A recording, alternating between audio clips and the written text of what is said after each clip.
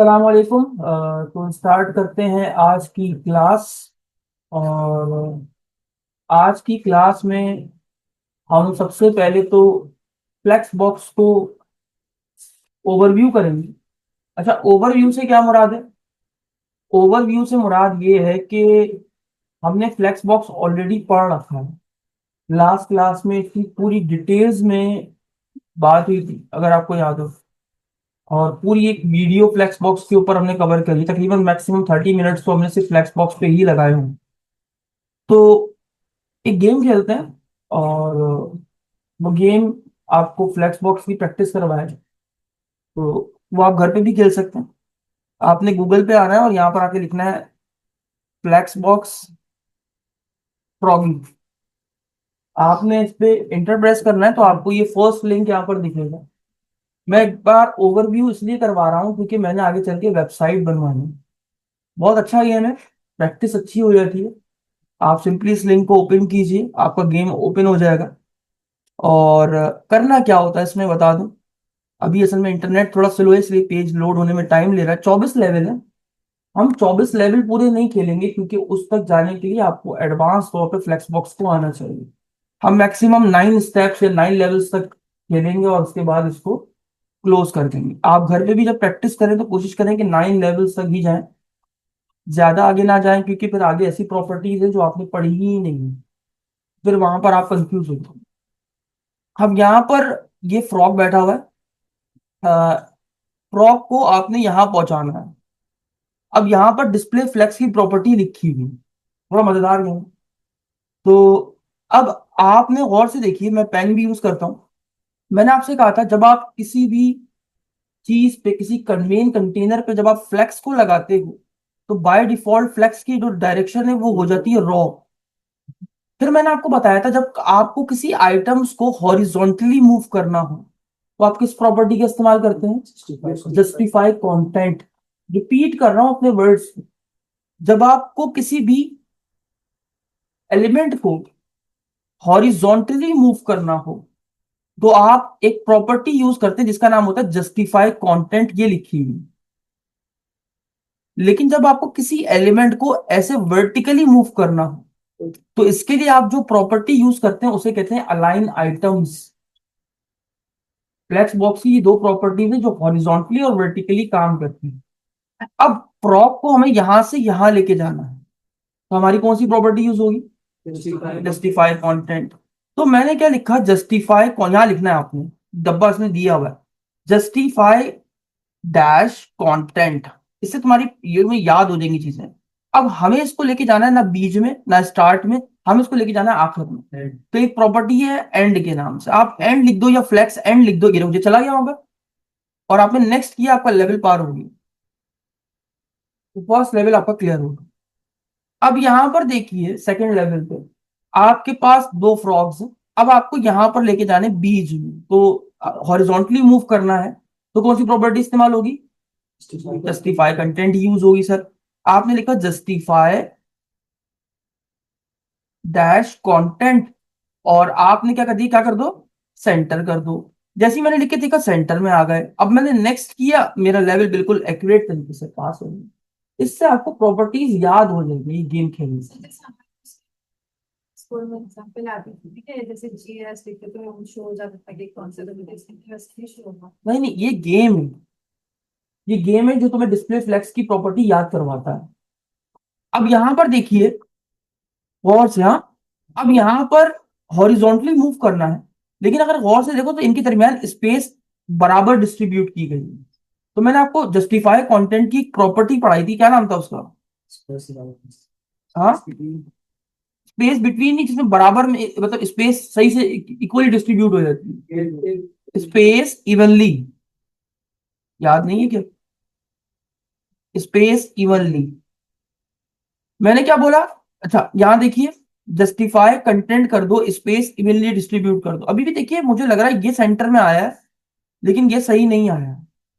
तो शायद ये प्रॉपर्टी सही से काम नहीं कर रही। तो एक काम करते हैं, स्पेस बिटवीन लिख के देखते हैं।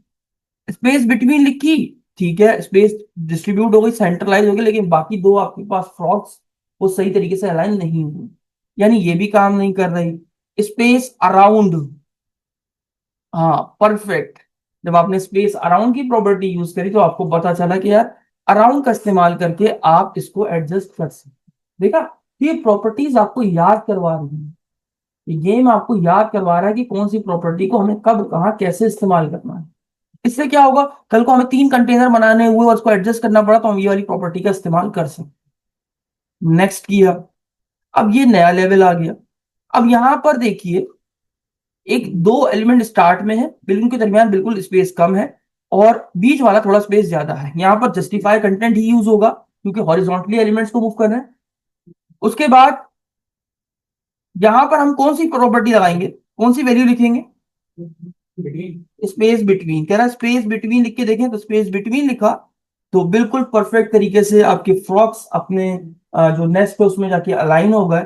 और मैंने नेक्स्ट किया तो इस तरीके से मेरे पास मेरा लेवल क्लियर होता जा रहा है। अब गौर से देखिए, अब यहां पर एलिमेंट, यहां पर अब वो हॉरिजॉन्टल मूव करने की बात नहीं कर रहा है, अब वो वर्टिकली मूव करने की बात कर रहा है। तो हमारे पास एक प्रॉपर्टी है अलाइन आइटम्स करके। अब हमें लाना है बिल्कुल आखिर में, तो क्या आ जाएगा, एंड। जैसे मैंने एंड लिखा मेरे फ्रॉक्स आकर सेट हो गए, मैंने नेक्स्ट किया मेरा लेवल पार हो गया। कोई मुश्किल है यहाँ पर, नहीं। अब यहां पर देखिए, मुझे फिर वर्टिकली मूव करना है, बस मूव करना है तो कुछ बिना सोचे आप अलाइन आइटम्स लगा लो। शाबाश। अब अलाइन आइटम मैंने क्या बोला, बीच में आ जाओ, तो सेंटर मैंने लगा दिया, एक प्रॉपर्टी सेंटर आ गई। अब देखो मुझे हॉरिजॉन्टली मूव करना है तो कौन सी प्रॉपर्टी, जस्टिफाई कंटेंट। चलो अच्छा है, तुम्हें थोड़ा सा समझ में आ रहा है। जैसे किया हमारा आइटम अलाइन हो गया, हमने नेक्स्ट किया तो इस तरीके से हम लेवल 6 भी क्लियर कर चुके। डन। अब हम आते हैं, देखिए यहाँ पर अब हमें नीचे लाना है तो पहली प्रॉपर्टी तो वर्टिकली अलाइन आइटम्स क्या कर दूं, आखिर में एंड में ले आ गए। अब उसके बाद जस्टिफाई कंटेंट, कह रहा है सर स्पेस अराउंड की प्रॉपर्टी लगा दें। चलो चेक कर लेते हैं। जैसे स्पेस अराउंड लगाया, ये इक्वली अपने उसके जो नेक्स्ट उसमें सेट हो गए और आपका काम हो गया, नेक्स्ट किया पास हो गया। ठीक है। अब यहां पर वो कह रहा है कि बिल्कुल आखिर में ले जाओ। अच्छा देखते हैं क्या होता है भाई, जस्टिफाई कंटेंट और मैंने लिखा एंड। अगर मैंने एंड लिखा, देखिए सेट हो गया। नहीं, अब सेट नहीं, सेट हो गया।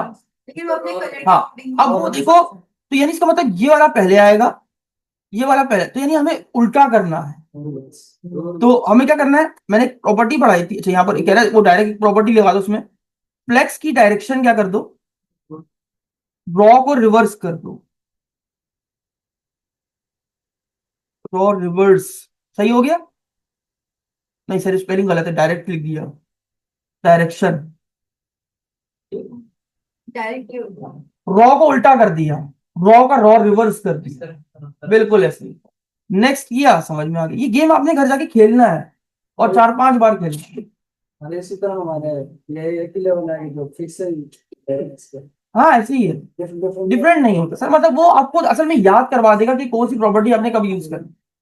फायदा होगा ना इससे सर, एटलीस्ट गेम खेलने से आपको आइडिया हो जाता है। अच्छा भाई, अच्छा यहाँ पर देखो, तो वो अच्छा नहीं नहीं, देखो ग्रीन के नीचे येलो, येलो के नीचे रेड, नहीं रिवर्स करने की जरूरत नहीं है। लेकिन अभी सॉरी, डिस्प्ले फ्लेक्स लगा है तो बाय डिफॉल्ट फ्लेक्स की डायरेक्शन क्या होती है, रॉ होती है। तो हमें क्या करनी है, तो हमने बस ये लिखना फ्लेक्स की डायरेक्शन क्या कर दो, कॉलम कर दो। जैसे हमने कॉलम लिखा, हमने नेक्स्ट किया और दैट्स इट, बस हमें यहीं तक करना है। बाकी आगे जाने की जरूरत नहीं है। अ, अब ये थोड़ा सा आगे पीछे हो जाएगी चीजें तो उसको छोड़ दो फिलहाल के लिए। आप बाकी अगर आप पढ़ना चाहो तो आप घर जाके प्रैक्टिस कर सकते हो। Maximum 10 levels. 10 खेल लो, पूरे 24 करना चाहो कर लो, तो प्रॉपर्टी खुद पढ़नी तो आप पढ़ सकते हो, कोई इशू नहीं है। ठीक है, वो इतना बड़ा ज्यादा इशू नहीं है, लेकिन ये गेम आपको बेसिकली बेसिक प्रैक्टिस करवाता है। ये फ्लैक्स बॉक्स की प्रॉपर्टी को आप क्लासिक, इसका नाम क्या है, आसान है भाई, सिंपल फ्लैक्स बॉक्स प्रॉब्लम। ठीक हो गया। तो हमने लास्ट क्लास में फ्लैक्स बॉक्स पढ़ा और फ्लैक्स बॉक्स का इस्तेमाल देखा था, एक कंटेनर बनाया था जिसमें मैंने आपको काम करके दिखाया। आज हमने उसकी गेम पे प्रैक्टिस भी की जिससे हमें आइडिया हो कौन सा आइटम हमें कहाँ सेट करना है और कौन सा आइटम हमें कहाँ सेट नहीं करना। ठीक है। अब हम मैं चाह रहा था कि आपको एक वेबसाइट का रेप्लिका बना के दिखाऊं using flex box. Flex box का इस्तेमाल करके हम ये देखें कि हम क्या वेबसाइट को बनाने के कुछ काबिल हुए हैं अभी तक या नहीं, या जो मैंने प्रॉपर्टीज पढ़ाई हम उनसे कुछ बना सकते हैं या नहीं बना सकते। तो हमने सोचा यार एक बड़े ब्रांड की वेबसाइट को बनाते हैं, तो एप्पल की वेबसाइट का हम रेप्लिका बनाने की कोशिश करेंगे। मतलब ये देख सकते हैं सर, बहुत बड़ी वेबसाइट है। अगर आप देखें तो ये देखिए काफी बड़ी वेबसाइट है। हम पूरी तो अभी नहीं बना रहे, हम फिलहाल के लिए बस सीख रहे हैं कि यार इसको बनाए कैसे। तो हम कोशिश करेंगे फिलहाल के लिए आज यहां तक तो बनाए हैं, इस वाले पार्ट तक तो बनाए यानी जिसमें, अच्छा ये देखो ऊपर वेबसाइट में इसको नेविगेशन बार बोलते हैं, जहां से मैं एक पेज से दूसरे पेज में नेविगेट करूंगी। ये आपका मान लो हीरो वाला पार्ट हो गया, यानी जिसमें आपका बैकग्राउंड इमेज लगी हुई, जिसमें इसने ये आईपैड लगाया हुआ है, नो सॉरी मैकबुक। और उसके बाद यहाँ पर देखिए ये मैकबुक का कुछ छोटा सा कंटेंट यहाँ पर लिखा हुआ है। ठीक हो गया। अच्छा गौर से देखो तो यहाँ पर एक लोगो भी लगा हुआ है। फिर गौर से यहाँ देखो तो यहाँ पर दो आइकन्स भी लगे हुए, ये आइकन्स है, इसमें सर्च का आइकन है और बैक का आइकन है। तो काफी कुछ सीखेंगे आज। चलिए स्टार्ट करते हैं आज का प्रोजेक्ट और एप्पल की रेप्लिका बनाने की कोशिश करो।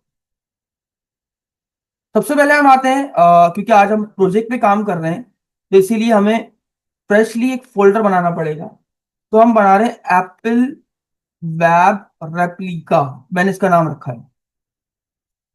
आप कुछ भी रख सकते हैं। ये वीडियो बहुत यूजफुल होगी आपके लिए, ताकि आपको आइडिया हो जाए कि एक वेबसाइट बनती कैसे। मैंने इसको बना दिया। अब इसको खोलने के बाद आपने इसको VS कोड में ओपन कर लेना है। बहुत सिंपल है। जब ये ओपन हो जाए आपने अपना काम शुरू कर देना। अब थीम किसी ने खराब कर दी है तो मैं चेंज कर देता हूँ। थीम्स में आके, कलर थीम्स में आके हम चूज कर लेते हैं मोनोकाय। ठीक है, थीम हमने सेलेक्ट कर ली। अब जब भी काम होता है सबसे पहले काम क्या होना चाहिए, फोल्डर बनने चाहिए। तो फोल्डर बना लिया एसिड्स के नाम से। आज सिर्फ नोट मत कीजिएगा, सिर्फ फोकस कीजिए स्क्रीन पे, नोट नहीं करना बिल्कुल, क्योंकि वीडियो में ऑलरेडी नोट हो रहा है। तो सिर्फ समझिए, जहां मसला आ रहा है रोक दीजिए सर, दोबारा पूछिए। एसेट्स के अंदर तीन फोल्डर बनाते हैं, CSS, JS। हमें JS का कोई काम नहीं है लेकिन हम फिर भी बनाएंगे क्योंकि हमें अपने आप को आदी बनाना है। और इमेज, इमेज की तो जरूरत पड़ेगी, जैसा आपने देखा एप्पल में कई सारी इमेजेस लगी हुई हैं। अब फोल्डर रेडी हो गया। फाइल बना लेते हैं मेन HTML की, index.html। डन।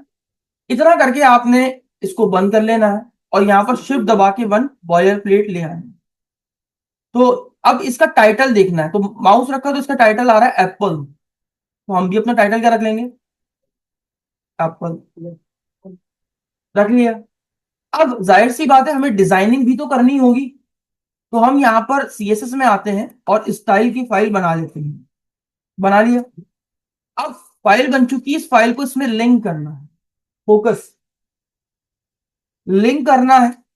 मैंने कहा एसेट्स में जाओ, CSS में जाओ, लिंक कर। लिंक हो गया, प्रॉपर काम हो गया। चला के देख लेते सर हमारा भी टाइटल एप्पल आ रहा है या नहीं आ रहा। तो बिल्कुल एप्पल ही आ रहा। अब ये बोलोगे सर हमारा आइकन नहीं आ रहा, वो बात की बात है, बाद में देखेंगे, फिलहाल के लिए हमने वो चीज पढ़ी भी नहीं। तो हम फ्लेक्स बॉक्स इस्तेमाल करके इसकी वेबसाइट की बनाने की रेप्लिका बनाने की कोशिश करेंगे। सबसे पहले गौर से देखो कि यहाँ पर आपको एक नेविगेशन बार दिख रही है। तो हम ये नहीं बनाएंगे जैसे ये खुल रहा है जिसमें जावा स्क्रिप्ट लगी हुई, इसको छोड़ दीजिए। जैसा भी दिख रही है बिल्कुल ऐसा बनाएंगे। तो नेविगेशन बार दिख रही है, तो मैं क्या करूंगा, एक डिव बना लूंगा जिसका नाम नैव बार रख दूंगा। आप चाहो तो नैव बार का एलिमेंट भी यूज कर सकते हैं। मैं डिव के ऊपर आज पूरी वेबसाइट बनाने की कोशिश करूंगी। बना ली। तो मैंने डिव यानी एक कंटेनर, एक एम्प्टी कंटेनर, एक ब्लॉक लेवल कंटेनर की बात करूं, मैंने इसका नाम रख दिया नैव बार। ठीक है। उसके बाद एक अदद लोगो चाहिए यानी इमेज, तो मैंने IMG का टैग ले लिया है। अब मुझे एप्पल का लोगो चाहिए तो मैं गूगल पे आऊंगा, लिखूंगा एप्पल व्हाइट लोगो PNG। PNG वो इमेज होती है जिसके पीछे बैकग्राउंड नहीं होता। इमेजेस में आएंगे, यहां पर आपको लोगो दिख जाएगा। देखते हैं, थोड़ी देर खुलने देते हैं इसको। अभी इसके पीछे ब्लैक बैकग्राउंड आ रहा है तो हमें ये तो नहीं चाहिए। ये देखते हैं, इसके ऊपर कर दो। ये देखिए ये सही है। अब इस इमेज को right click, open image in new tab, ताकि सही से खुल जाए। खुल गई। Right click, save image as, कहां सेव कर दो? म्यूजिक में आ जाओ। हम प्रोजेक्ट बना रहे हैं एप्पल रेप्लिका नाम से, एसेट में उसके इमेज में। और इसका नाम देखिए, इतना बड़ा नाम नहीं रखते, हमने इसका नाम रख देना लोगो। तो इमेज को सेव करना है, तो हमारी इमेज सेव हो गई। हो गई। अब हम इसको कोड में आएंगे, सोर्स में, एसेट्स में जाओ, इमेज में जाओ, लोगो लगा दो। देखते हैं लोगो कैसा लग रहा है। ये इमेज पीएनजी नहीं है क्योंकि इसका बैकग्राउंड आ रहा है। तो मैं दूसरी इमेज ले लेता हूं, ये वाली लेके ट्राई करते हैं। Right click, open image in new tab, still इसका बैकग्राउंड आ रहा है। ये वाली इमेज कैसी है जरा? ये मुझे लग रहा है शायद, शायद ये मुझे लग रहा है कि पीएनजी है, लेकिन देख लेते हैं। हाँ, ये पीएनजी ही है। तो right click, save image as, और इस वाले लोगो को इससे रिप्लेस कर देंगे। तो लोगो रिप्लेस कर दो, यस। हटा दो, ये वाला हटा दो, वो नया वाला डाल दो। अब देखते हैं। हाँ, परफेक्ट आ गया है, लेकिन असल में वो व्हाइट है इसलिए नहीं दिख रहा। हाँ, लेकिन हम ये हमने, हमारी नैप वाला कलर असल में ग्रे होगा। तो अभी हम इस पे ज्यादा बहस नहीं कर रहे, हम सिर्फ चेक कर रहे हैं कि आया या नहीं आया। तो एक काम कर लेते हैं तुम्हारे लिए पहले। तो मैं काम करता हूं यहाँ पर, इसको वेट दे देता हूँ, ताकि अभी देखो पूरी 100% पे फैली हुई स्क्रीन खराब कर दी है, रिस्पॉन्सिवनेस तोड़ दी है। तो मुझे तो बहुत छोटा सा लोगो चाहिए, तो मैंने कह दिया 30। सही हो गया। अब ये देखो, ये लगा हुआ, ये रही। ठीक है, ये दिख रही है आपको? या मैं काम करता हूँ, मैं भी नहीं। सबसे पहले हम क्या करते हैं, हम नैप बार का कलर चेंज कर दें। ये पूरी डिफ का कलर दे देते हैं। तो हम सीएसएस में डॉट नैप बार, बैकग्राउंड कलर कर दो ग्रे। बेसिकली हमें ग्रे नहीं चाहिए, देखो आ गई है। हमें ग्रे नहीं चाहिए। अब हमें उसको डिम करना है, लाइट कर। अच्छा, एक चीज नोटिस करो वेबसाइट में, ये जो बैकग्राउंड लगा हुआ है, ये नैप बार के अंदर तक मौजूद है। मतलब इस हीरो के ऊपर ये नैप बार आ रही है। हीरो के ऊपर देखिए, हीरो के ऊपर आ रही है। वो बात की बात, हीरो के ऊपर आ रही है। तो इसका मतलब ये है कि हमें इसको ट्रांसपेरेंट करना पड़ेगा। तो मैं इसका कलर डिम करता हूँ। ये मैं डिम कर दिया, थोड़ा सा लाइट सा डिम किया है, कुछ ऐसा करने के लिए। डन है। अब ये देखो, लेफ्ट और राइट कुछ स्पेसेस भी आ रही हैं। और जब मैं किसी को पैडिंग दूंगा, आपने देखा था लास्ट टाइम मसला क्या हुआ था पैडिंग का, कि जब मैं जिसको विड्थ देता हूँ तो पैडिंग उसमें इंक्लूड हो जाती है। तो हमें एक प्रॉपर्टी यूज करनी पड़ती है। अब मैं चाहता हूं, मैंने आपको एक ऐसा सिलेक्टर पढ़ाया था जो कि पूरी वेबसाइट के ऊपर अप्लाई होता है, यूनिवर्सल सिलेक्टर। इसका नाम था स्टैरिक। मैं चाहता हूं मेरी मार्जिन भी ना हो, ये जो अभी बार डिफॉल्ट मार्जिन आ रही है, ये मार्जिन भी खत्म हो जाए। तो मार्जिन क्या कर दूंगा? बिल्कुल जीरो। सिर्फ मार्जिन को क्या कर दूं, मैंने कहा मार्जिन खत्म कर दो। जब मैं दूंगा जिसको, सिर्फ उसको मार्जिन मिलेगी बस। मार्जिन जीरो की, देखो खत्म हो गई। मैंने कहा पैडिंग भी क्या कर दो, जीरो कर दो। अभी किसी चीज को पैडिंग नहीं देनी, जीरो हो गई। और बॉक्स साइजिंग, बॉर्डर बॉक्स भी कर दो। यानी अगर मैं कल को बाद में किसी को पैडिंग देता हूं, तो ये ना हो कि उसमें विड्थ शामिल हो जाए। शुरू में हाँ, तो ये मैंने यूनिवर्सल लगा दी। यानी मैंने क्या बोला, पूरी वेबसाइट के ऊपर ये तीन रूल लागू होते हैं, तीन प्रॉपर्टीज लागू। क्या? कि बिला वजह मार्जिन नहीं लोगे जब तक मैं ना दूं, बिला वजह पैडिंग ना लोगे जब तक मैं ना दूं, और बिला वजह पैडिंग को विड्थ में इंक्लूड नहीं करना, इसलिए बॉक्स साइजिंग, बॉर्डर बॉक्स की प्रॉपर्टी यूज करनी। Done? अब मैं चाहता हूं मेरी जो, ये जो नैव बार है सर, ये थोड़ी ब्लर हो जाए। तो हमारे पास एक प्रॉपर्टी होती है बैक ड्रॉप फिल्टर के नाम से। हम इसमें, हमारे पास होती है ब्लर की प्रॉपर्टी वैल्यू, कि हम बैकड्रॉप फिल्टर के किसी चीज को ब्लर कर सकते हैं। मैंने कहा 10 पिक्सल तक ब्लर कर दो। तो अभी आपको इतना ज्यादा इंपैक्ट नहीं दिखेगा, लेकिन ये ब्लर हो गया। ठीक है, तो मैंने इसको ब्लर कर दिया। अब ये छोड़ दो कि कोने में घुसा हुआ है, इसको छोड़ दो।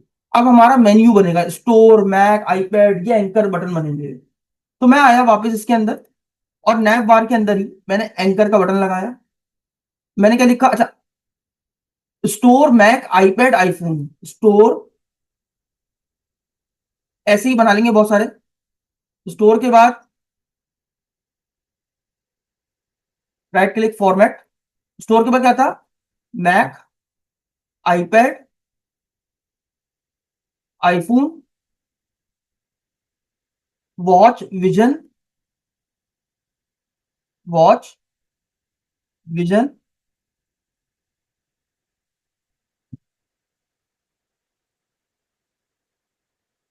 AirPods, TV and home, AirPods,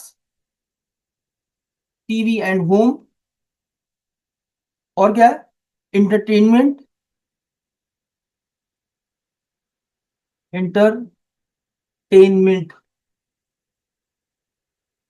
accessories और सपोर्ट। ये तो हमारा बेसिक मेन्यू है जो हमने वहां देखा था, वो हमने यहाँ डाल दिया। राइट क्लिक करा, फॉर्मेट किया, देखते कैसा लग रहा है। ये मेन्यू हमारा आ गया, ठीक है। अब मैं यूनिवर्सली एक चीज चाहता हूं, यूनिवर्सली एक चीज चाहता हूं कि एंकर के ऊपर ना अंडरलाइन नहीं आनी चाहिए। एंकर के ऊपर क्या नहीं आनी चाहिए?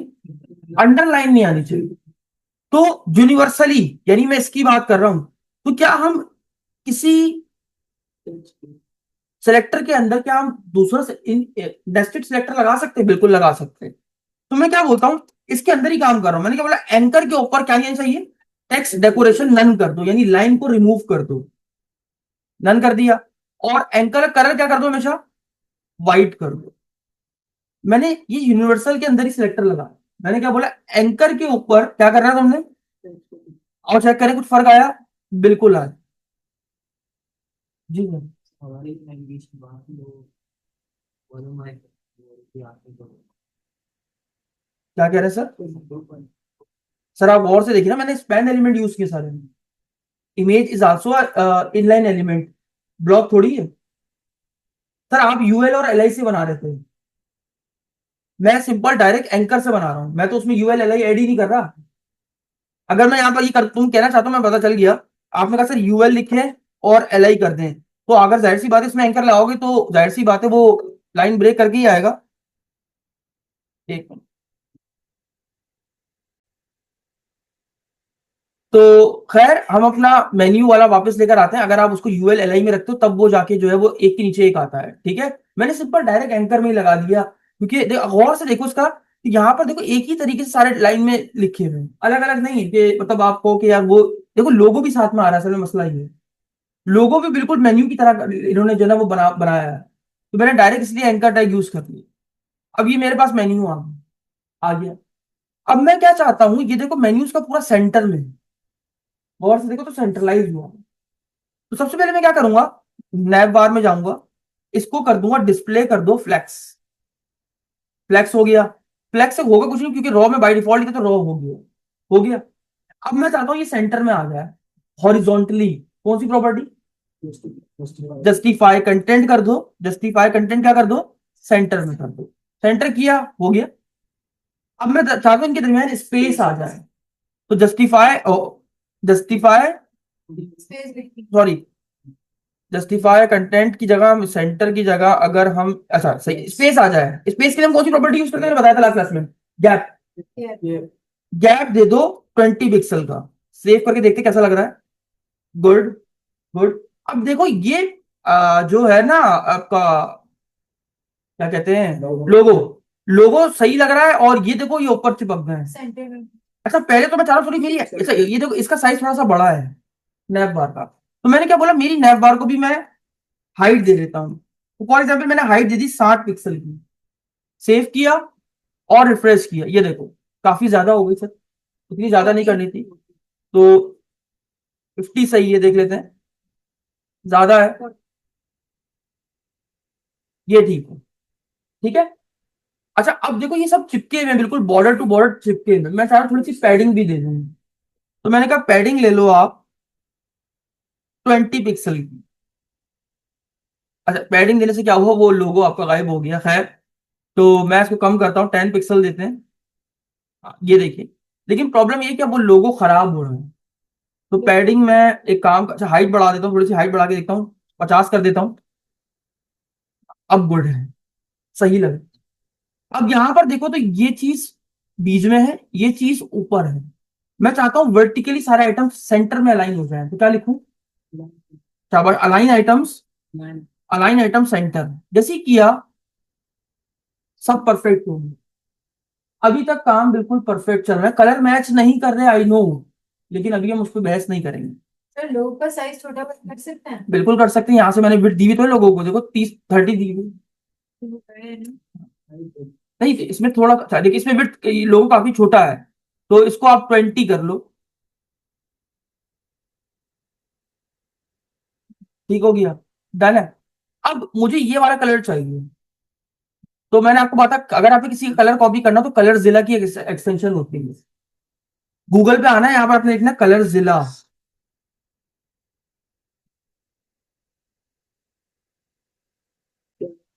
आपके पास एक एक्सटेंशन है कलर जिला के नाम से, इसको आप अपने ब्राउजर में सिंपल इस पे क्लिक करेंगे, और यहाँ पर इंस्टॉल ऐड टू क्रोम का बटन होगा, वो आप ऐड करें, वो आपके क्रोम में यहाँ पर ऐड हो जाएगी। इससे क्या कर सकते हैं, आप किसी का भी कलर कॉपी कर सकते हैं। तो अब मैं एप्पल में आया, अब मैंने इस पे क्लिक किया तो ये मेरे पास खुल गई, देखो आ रहा है, ये देखो बराबर ये प्लस का निशान बना हुआ। अब मुझे जिसके ऊपर रखना है कलर से, मैं क्लिक किया, ये कलर ऑटोमेटिक कॉपी हो गया, हो गया। अब मुझे क्या करना है, यहाँ जाना है और अपनी नैब बार में, अब ये वाला कलर की जगह मैं क्या कर दूंगा, ये वाला कलर दे दूंगा जो मैं कॉपी करके लाया हूँ। सेव किया, रिफ्रेश किया, ये लीजिए, हो गया। अब यहां पर देखिए कि यहां पर नोटिस करना है कि यहां पर इसमें एक फॉन्ट फैमिली यूज हो रही है जो कि बहुत अलग सी है। इसके इससे मिलती जुलती हमें फॉन्ट फैमिली भी चाहिए, कि हम रेप्लिका बना रहे हैं। तो हमारे पास आपको पता है फॉन्ट फैमिली में कहां से आते हैं, गूगल फॉन्ट से। तो आप इसमें आ जाना है, इससे मिलती जुलती जो फॉन्ट फैमिली है ना, जो एप्पल यूज करता है, मिलती जुलती, परफेक्ट नहीं कह रहा हूं, उसका नाम है इंटर। ये फॉन्ट फैमिली आप यूज कर सकते हैं। ये देखिए इंटर आ गई आपके पास, आप सिंपल इसके ऊपर क्लिक कीजिए, और यहां पर आएगा गेट फॉन्ट, क्लिक कीजिए। सब बिल्कुल सेम टू। सर वो ढूंढनी पड़ती है, काफी रिसर्च करनी पड़ती है इसकी, तो मिलती जुलती बता रहा हूँ मैं इसलिए। उसके बाद गेट इम्बेड कोड आ, अब मैंने आपको ये तरीका सिखाया था कि यहाँ से कॉपी करो और पेस्ट कर लो, एक और आसान तरीका सिखाता हूँ। अब आपको एचटीएमएल में भी कॉपी करने की जरूरत है, आप डायरेक्ट सीएसएस में ये लिंक रख सकते हो। कैसे, यहाँ पर आ रहा है इंपोर्ट का बटन आ रहा है, आप इंपोर्ट पे क्लिक करो, ये डायरेक्ट सीएसएस का कोड आ गया, इसको कॉपी करो, और इससे पहले यूनिवर्सल से पहले रख दो। जाहिर सी बात है सीएसएस में स्टाइल यूज नहीं करते, एट्रीब्यूट को हटा, एलिमेंट हटा दो, बस ऐसे लाइन ये लिख के छोड़ दो, ऑटोमेटिक आपकी जो है ना फॉन्ट फैमिली लग गई इसकी, लग गई। अब हमें फॉन्ट फैमिली उठानी है यहाँ से, कौन सी फॉन्ट फैमिली, हम ये वाली लगा रहे हैं, इसको कॉपी किया। अब हम क्या चाहते हैं, हमारी पूरी वेबसाइट की फॉन्ट फैमिली क्या हो, ये वाली हो। तो हम एक ऐसी जगह कहाँ लगाए, यहाँ पे पूरी वेब ब्राउज़र यूनिवर्सल में, तो मैंने यूनिवर्सल में आके इसको लगा दिया। अब देखते कोई फर्क आया, और रिफ्रेश करें, ये देख। अब आप गौर से नोटिस करो तो इसकी जो मेन्यू है ना वो बहुत छोटा है, मतलब जो फॉन्ट का साइज है वो बहुत छोटा है, हमारा फॉन्ट का साइज बहुत बड़ा है। तो अच्छा जी, हमारे पास नैव बार के अंदर एंकर लगे हैं, है ना, तो हमने क्या बोला, डॉट नैव बार में आओ, उसमें एंकर में आओ, और इसकी फॉन्ट साइज को क्या कर दो, 10 पिक्सल कर दो, जरा चेक करने के लिए कैसा लग रहा है। ये बहुत छोटा हो गया, तो एक काम करो 12 पिक्सल कर दो, ये बेहतर लग। देखिए हमने बिल्कुल इस जैसा बनाने की कोशिश की है, अभी करेंगे और बहुत बहुत मिलता जुलता बना देंगे, आप टेंशन नहीं लीजिएगा। अब मैं चाहता हूं थोड़ा सा ये कलर जो है ना वो ब्लर हो जाए, मतलब इसका ट्रांसपेरेंट हो जाए, क्यों, क्योंकि इसके पीछे ये वाला बैकग्राउंड आ जाए, ब्लैक वाला बैकग्राउंड। तो मैं इसको ट्रांसपेरेंट करने के लिए क्या करूंगा, बैकग्राउंड कलर में आऊंगा और उसको ये हल्का सा डिम कर दूंगा, पूरा खत्म नहीं करना, हल्का सा ट्रांसपेरेंट कर दूंगा। सेव किया, कुछ इस तरीके से आपको दिखाई देगा, अभी बाद में हम सही कर देंगे, इसकी टेंशन मत लीजिए। अब और से देखो तो यहाँ पर दो आइकन्स भी लगे हैं, सर्च और बैक का आइकन्स लगा। अब अगर आपको आइकन्स लगाना हो तो आप कहां से लगाएं, सवाल ये है। तो आपके पास एक वेबसाइट है जिसका नाम है फॉन्ट ऑसम। ये एक वेबसाइट है जहां पर आपको हर किस्म के आइकन्स मिल जाते हैं, और आप इजीली उसको लगा सकते हैं। तो मैं फॉन्ट ऑसम 7 पे क्लिक करता हूं, यहां पर मैं सर्च कर सकता हूं जो मुझे आइकन चाहिए। अगर गौर से देखो तो ये सर्च करने वाला आइकन होता है, इसका नाम होता है सर्च आइकन। तो मैंने यहां पर आके लिखा सर्च आइकन, इंटर मारा, ये मुझे आइकन्स यहाँ पर दिखना शुरू हो गए, देखो। लेकिन इस कह रहा है कि यार ये जो आप ढूंढ रहे हो ना ये सारे प्रो हैं, प्रो मीन्स पेड है, आप इनको ऐसे यूज नहीं कर सकते। तो फिर क्या करें सर, तो आसान हल ये है कि फॉन्ट ऑसम का जो अभी वर्जन चल रहा है वो 7 है, हम इसका ओल्ड वर्जन यूज कर लें जिसमें हमारा काम हो जाएगा। तो हम यहाँ पर आगे लिखते हैं पहले तो फॉन्ट ऑसम। अब देखो जाहिर सी बात है हम गूगल से फॉन्ट्स उठा रहे हैं, तो जाहिर सी बात है गूगल से जब उठा रहे हैं तो हमें उसका लिंक भी तो चाहिए होगा, सीडीएन भी तो चाहिए होगा, जैसे हमें गूगल फॉन्ट्स का सीडीएन चाहिए था। तो हमने पहले आगे लिखा font awesome four, four use कर रहे हैं हम लोग, उसका सीडीएन दे दो, सीडीएन दे दो। फॉन्ट ऑसम फोर का सीडीएन दे दो, यानी कंटेंट डिलीवरी नेटवर्क, जहां से ये आइकन उठकर आएगा, यानी लिंक दे दो। तो आप किस क्लिक कर लो, ये तो बहुत आगे नहीं, ये देखो 6 है। तो यहां पर हमने क्या करना है, हमें फोर का चाहिए, तो यहाँ पर आओ, यहाँ पर आपके पास सारे वर्जन आपको मिल जाते हैं, देखो सारे वर्जन के यहाँ पर लिंक्स होते हैं। आप इसको क्लिक करो, हमें कौन सा चाहिए, फोर चाहिए ना, तो आप फोर यहाँ से सर्च कर लो। 4 पॉइंट सबसे लास्ट का 4.7.0 है, तो आप क्लिक कर दो, फिर को फोर का फॉन्ट ऑसम का लिंक आ गया। आगे ये सीडीएन है, इसको आपने यहाँ से कॉपी करना है, और हमेशा लिंक का, सीएसएस का लिंक कहाँ लगता है हमेशा, हेड में। तो मैं हेड में आके लगा देता हूँ, ये हेड में आके लगा दी। अब इसमें ये फजूल चीजें भी लिखी होती, नो रेफर, ये एट्रीब्यूट्स बने हुए होते हैं, तो आप इनको हटाना चाहो हटा दो, सिर्फ आपको ये रखना है, क्या ये जो HREF के अंदर लिखा हुआ होगा, बस लिख दिया। अब आपने गूगल पे आना है, ये तो आपने सीडीएन लिख ली, अब आपने गूगल पे लिखना है फॉन्ट ऑसम फोर आइकन्स। अब आपको आइकन्स की लिस्ट चाहिए, तो यहां पर आप सर्च कर लीजिए, यहां पर आइकन्स आ गए। अब ये आप कहोगे सर ये तो वही वेबसाइट खुल, देखो फॉन्ट ऑसम फोर की वेबसाइट खुल गई। अब आपने क्या करना है, यहाँ पर आना है और आइकन सर्च करना है जो आपको चाहिए। तो मैंने कहा सर्च का आइकन चाहिए, सर्च किया, देखो सर्च का आइकन आ गया वही वाला, क्लिक किया, ये इसका कोड अंदर आ गया, ये रहा कोड। इसको कॉपी किया जहां चाहिए, जहां चाहिए तुम्हें, मैंने कहा मुझे यहां चाहिए, इसके बाद एंकर का बटन लगाया और उसमें ये लिंक डाल दी, देखते हैं आया या नहीं आया। अब मुझे बैक, तो ऊपर आपने लगा के CSC वो इसी का लिंक है, फॉन्ट ऑसम का सीडीएन है, इसीलिए कि वो उसको उठा सके। हाँ, कि ये यहां से आ रहा है। अब ऐसे ही मैंने क्या किया, अब मैंने क्या किया, सर्च का हो गया, मुझे दूसरा कौन सा चाहिए, बैग का। तो मैं यहां पर आया, मैं यहां सर्च करूंगा, दोबारा बैग किया, यहाँ लिखा बैग, शॉपिंग बैग नहीं, एड टू, ये यार यही है, ये खाली वाला बैग है, लेकिन एड टू कार्ट ऐसे नहीं आएगा, इसमें जो कार्ड लिखते हैं, दिख रहा है, नहीं आ रहा है। अब चलो ये लगा देते हैं, ट्रॉली लगा देते हैं, ठीक है, आइकन तो खैर कोई भी है। हमने कॉपी किया, सेम एंकर में आए और यहां पर इसको पेस्ट कर दिया, तो मेरा ये वाला भी पार्ट तैयार हो गया। एंकर क्यों लगा रहा हूं, इसलिए ताकि ये लिंक की तरह काम करे। ये लीजिए भाई, मेरे पास ट्रॉली व्रॉली सब आ। फॉन्ट का साइज अभी भी छोटा मुझे लग रहा है, लेकिन मैं इसको थोड़ा सा और बड़ा कर दूं। फॉन्ट साइज मैंने 14 पिक्सल करके देखता हूँ कैसा लग रहा है, बहुत ज्यादा बड़ा हो गया, 13 करके देखते हैं। गुड, तो हमारी नैव बार बनके तैयार हो गई। अब हमें गौर से देखिए, तो ये इमेज चाहिए, आप डायरेक्टली गूगल की, एप्पल की वेबसाइट से इमेज नहीं निकाल सकते, आसान तरीके से तो नहीं निकाल सकते। तो मैंने आपको राइट क्लिक करना है, आपने इंस्पेक्ट करना है, इंस्पेक्ट से भी नहीं निकलेगी सही तरीके से। इंस्पेक्ट करने के बाद एक बार रीलोड लाजमी कर लीजिएगा ताकि कोई प्रॉब्लम ना हो। तो मैंने पेज को रीलोड कंट्रोल R करके आप इससे दोबारा रीलोड कर लिया। उसके बाद तुमने सोर्सेज में आना है, देखो डायरेक्ट इमेज नहीं निकलती यहां से, एप्पल ने सिक्योरिटी लगाई थी। तुमने सोर्सेज में आना है, सोर्सेज में आओगे तो ये देखो, इसका यहाँ पर तुम्हें फोल्डर दिखेगा, वी होम CI करके दिख रहा है, इसको खोलो, इसमें इमेजेस आ रही होंगी, ये हीरोज आ रहे हैं, हीरोज, तो उसने भी नाम हीरोज ही रखा हुआ। इसमें देखो iPad Pro, ये नहीं, ये वाला तो यूज नहीं हो रहा। मैकबुक प्रो, हाँ ये देखो, ये वाली इमेज देखा आप, इमेज निकल गई। अब आपने इस इमेज को दूसरे टैब में खोला, open image in new tab, ये खुल गई। अभी आपने डाउनलोड कर लेनी है, right click save image as, कहाँ रख दो, एसेट में, इमेज में, और इसका नाम यही रखा रहता जो दिया हुआ एप्पल ने, सेव कर दी। अब हमें क्या करना है, हमें इसकी तरह अपना बैकग्राउंड देना है, इसकी तरह अपना बैकग्राउंड देना है। तो क्या करें, करते हैं कुछ ना कुछ। ये इमेज इमेज जो है वो बीच साइड है ना, और उसका बैकग्राउंड सबसे पहले तो ब्लैक है। सर इमेज भी ब्लैक ही है, देखिए आपने शायद देखी नहीं। ठीक, ये देखिए सर, ब्लैक ही है। वही बोल रहा हूँ, इसके पेज के ऊपर तो लिखा हुआ है। इमेज के ऊपर ही लिखा हुआ सर ये टेक्स्ट। सही, बैकग्राउंड। ये हमें खुद लगाना पड़ेगा, अभी लगाएंगे सर। अब गौर से देखो तो ये जो बैकग्राउंड है ना, उसके ऊपर नैव बार है, उसके ऊपर है।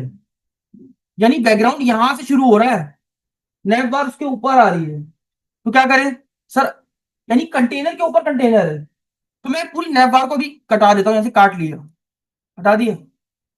अब मैं क्या करूंगा, डॉट बैनर के नाम से एक और डिव बना दूंगा, बना दी।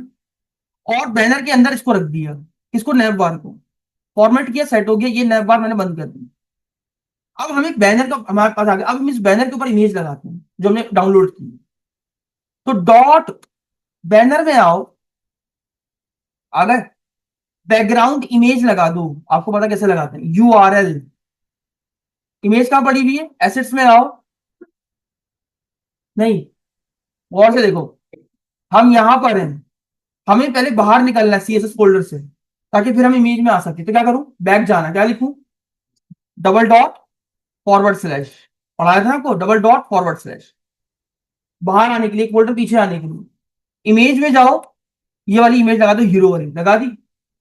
और मैं चाहता हूं इसका साइज क्या हो, पूरी पे कवर कर ले, तो बैकग्राउंड साइज क्या हो जाए, कवर हो जाए।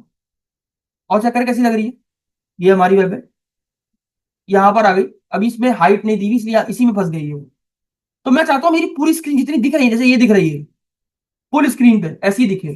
तो ये जो मेरी जो स्क्रीन की जो हाइट होती है ना, जो अभी करंट दिख रही है, चाहे वो दुनिया की कोई भी डिवाइस हो, उसको बोलते हैं VH।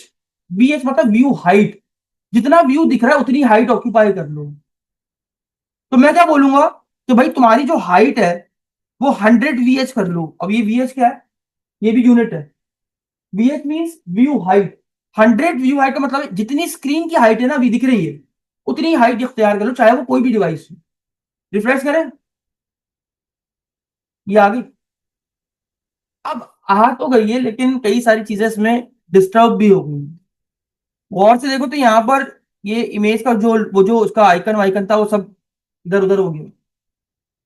तो हमारे पास बैकग्राउंड की प्रॉपर्टी है, पोजीशन,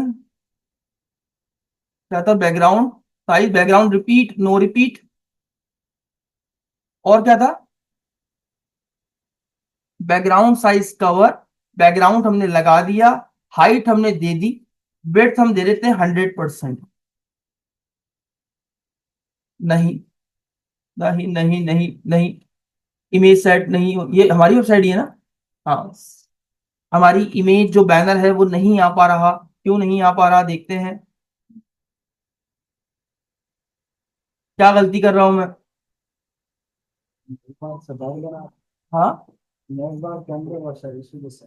नहीं, नहीं, वो मसला नहीं है। आ तो ये बैकग्राउंड आया है, देखो।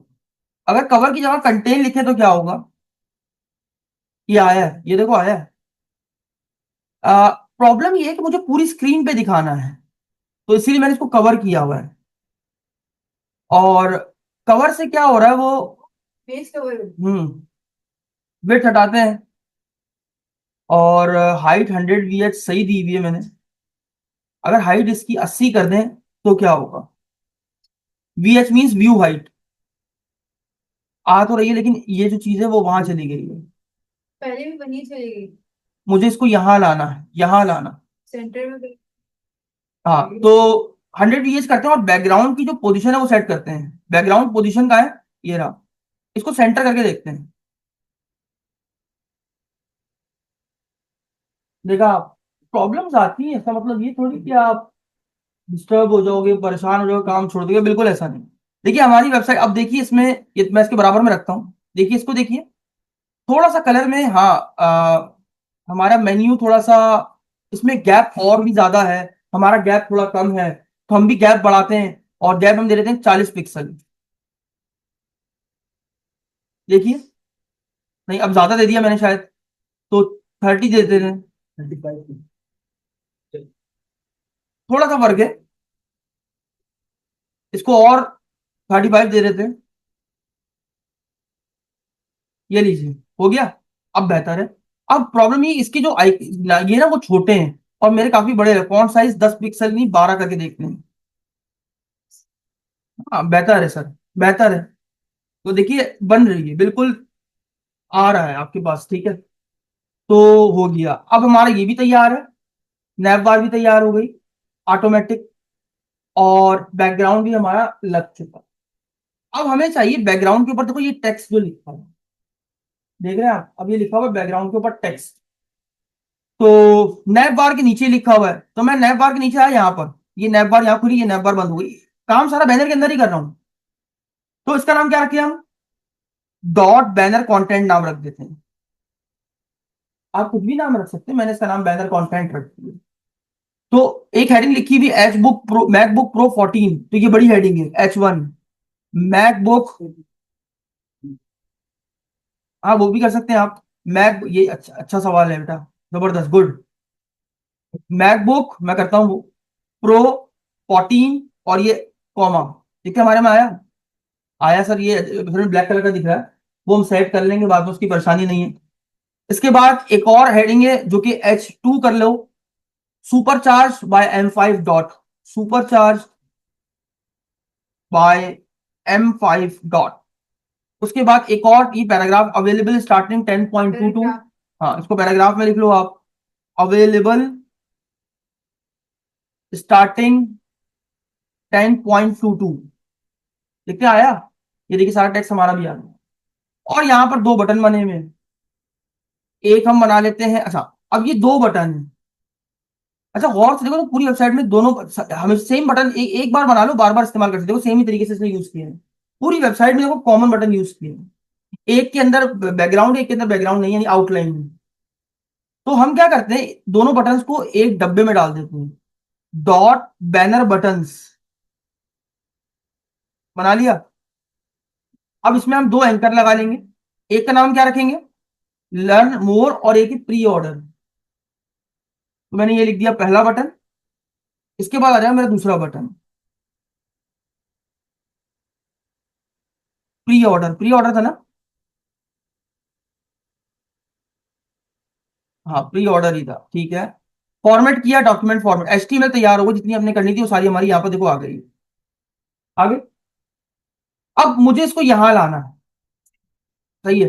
तो ये पूरा किस डब्बे में रखा हुआ है, बैनर कंटेंट में रखा हुआ है, flex box container based property है, तो डॉट बैनर कंटेंट, इसको डिस्प्ले कर दो फ्लेक्स, और जस्ट, और फ्लेक्स की डायरेक्शन क्या होगी, सारे आइटम देखो एक के नीचे एक रखे हो, तो क्या होगी डायरेक्शन, कॉलम बेस्ड, कॉलम में रख दो।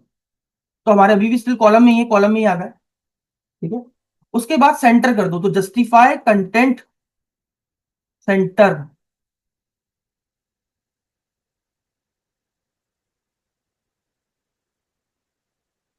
एक मिनट, बैनर कंटेंट को सेंटर कर दो, मैंने ये लिखा है ना, हुआ क्यों नहीं,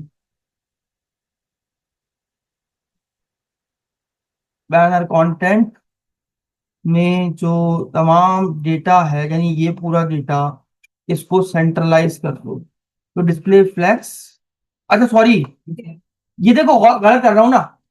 अब यहाँ पर ये किस तरीके से लाइन हुए हैं,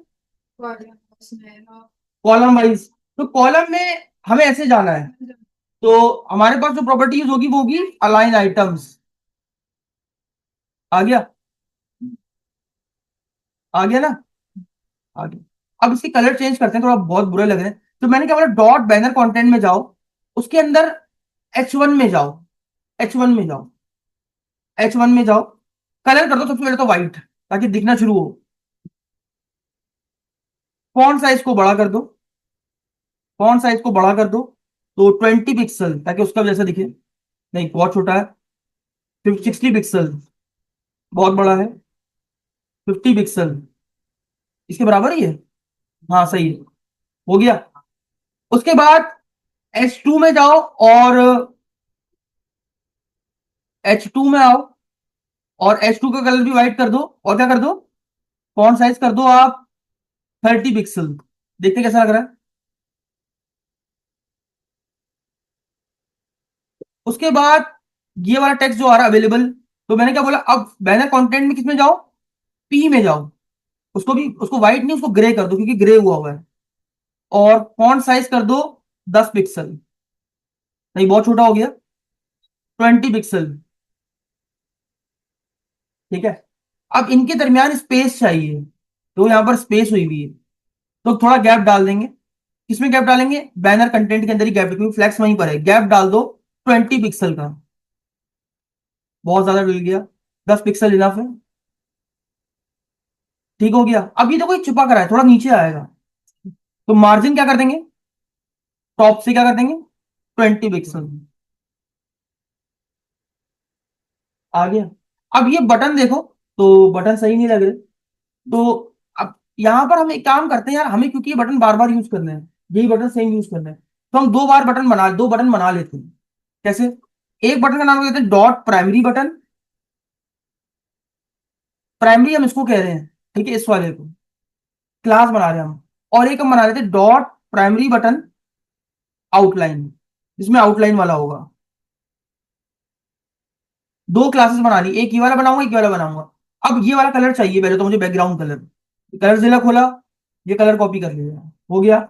बैकग्राउंड कलर कर दो, ये वाला कर दिया, हो गया। चलो, अब ट्राई करते हैं इसको, ये प्राइमरी बटन वाली क्लास, इसको देके देखते हैं किसको, इस वाले एंकर को। क्लास दिया और यहाँ दिया, अब देखते हैं कैसा इंपैक्ट आया।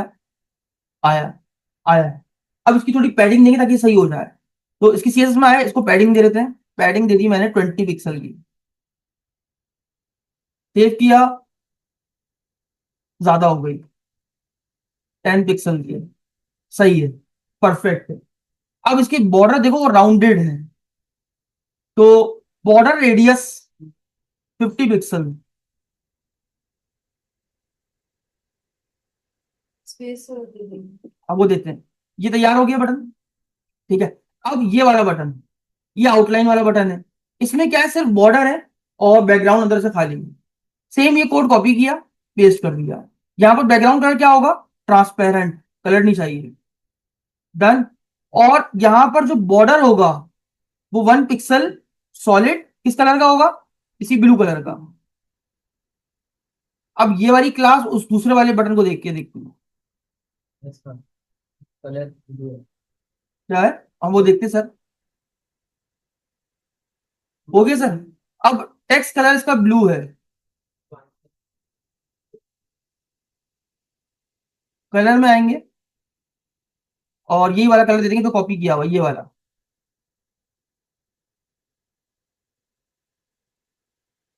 डन है। अब ये से चिपा करें दोनों बटन, तो ठीक है। बटन को हमने एक पूरा डब्बा दिया था, इसका नाम क्या था, बैनर बटन्स। यहां पर आया डॉट बैनर बटन में आओ, डिस्प्ले फ्लैक्स लगाया और गैप देंगे 20 पिक्सल का। ज्यादा दे दिया ना,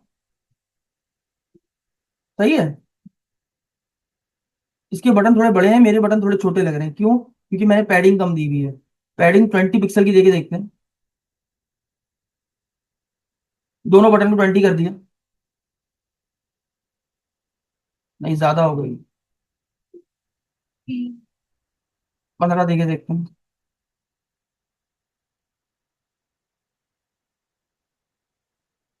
ठीक है, ठीक हो गया। ये देखिए, अच्छा ये पता है क्या है, मैं बताता हूँ। यहाँ पर जो पैडिंग दी गई ना, वो लेफ्ट और राइट से ज्यादा और टॉप और बॉटम से कम है, तो मेरी पैडिंग खराब हो रही है, तो हम भी सही कर लेते हैं। पैडिंग पहले आता है टॉप और बॉटम, तो हमने कहा 15 पिक्सल कर दो, नहीं ज्यादा, अभी भी ज्यादा है ना, 15 पिक्सल, हाँ ज्यादा। ये मेरा नहीं है, ये मेरा है, हाँ। पैडिंग दे दो टॉप और बॉटम से 10 पिक्सल की, और लेफ्ट और राइट से दे दो 20 पिक्सल की। देखते हैं कैसा फर्क आता है। खराब हो रहा है। हाँ, इसको 20 करके देखते हैं यार। वो सही हो रहा है, लेकिन वो हाइट ज्यादा हो रही है इसकी, इसकी विड्थ को से नहीं। बटन फैल नहीं रहा। और इसकी हाइट कम करनी है, विड्थ हमने बढ़ानी है। चेक करते हैं एक मिनट, इसको और सही करते हैं, वापस इसको ओरिजिनल हालत में लाते हैं। 20 तो नहीं हो सकता, 10 ही सही है। लेकिन अब लेफ्ट और राइट में मुझे स्पेस चाहिए, तो पैडिंग लेफ्ट डाल के देखते हैं, लेफ्ट 20 पिक्सल कितना फर्क आता है। हाँ ठीक है, आ रहा है। पैडिंग राइट 20 पिक्सल, सही। अब सही लग रहा है। ठीक है, तो यही कॉपी करेंगे और इस वाले में भी दे देंगे। फॉर्मेट डॉक्यूमेंट नहीं हो रहा, तो ये देखिए सर, और इसको देखिए, तो आपको समझ में आया होगा। ठीक है, ऊपर। अगर हम हमारे 2 दिन लगेंगे इसके लिए। अगर हम बनाने की कोशिश करें तो किसी चीज का भी रेप्लिका इजीली बन सकता है। मुझे इसमें एक चीज बताओ कि आपने क्या प्रॉपर्टी नहीं पढ़ी, और मैंने कुछ ऐसा प्रॉपर्टी इस्तेमाल करी जो मतलब बहुत मुश्किल हो या कॉम्प्लेक्स हो। सेम ही चीज का इस्तेमाल करते करते हमने कोड लिखना शुरू किया। इतनी सी HTML है हमारी, अगर तो पूरा खोल लें तो ये कितने लाइन की है, 45-44 लाइन्स ऑफ कोड है बस। ये HTML इतनी सी लिखी हुई। अच्छा, चेक करते हैं कितने हद तक रिस्पॉन्सिव है तो सही, लेकिन काफी नहीं है, क्योंकि मेन्यू खराब हो रहा है। तो ये जो मेन्यू सही होगा ना, ये आगे जाके होगा मीडिया क्वेरी से। उसके लिए मीडिया क्वेरीज यूज की जाती हैं, तो वो आगे का टॉपिक है, उस पर बहस नहीं कर रहे। फिलहाल हमारा आज का टॉपिक ये था कि हम कोशिश करें कि किसी तरीके से हम किसी वेबसाइट का रेप्लिका बना सकें। अभी हमने इसको यहाँ पर इनफ नहीं करना है, हम इसको पूरा बनाएंगे, जो ये आपको दिख रहा है पूरा बनाएंगे सर। तो फिलहाल के लिए इतना ही रखते हैं, मिलते हैं नेक्स्ट क्लास में एक नए टॉपिक के साथ। तब तक के लिए इजाजत दीजिए, अल्लाह।